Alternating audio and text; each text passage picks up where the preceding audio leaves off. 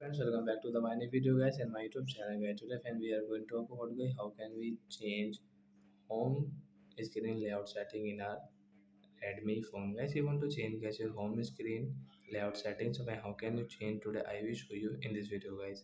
So before starting video friend, first of all you can subscribe the channel guys, click the bell icon and like the video. So now let's see guys how can we change home screen layout setting. So first of all we will on phone setting. Sorry guys, we will click on phone setting and scroll it. Hence you can see guys your home screen setting. So guys click on home screen setting and again scroll. Hence you can see home screen layout guys.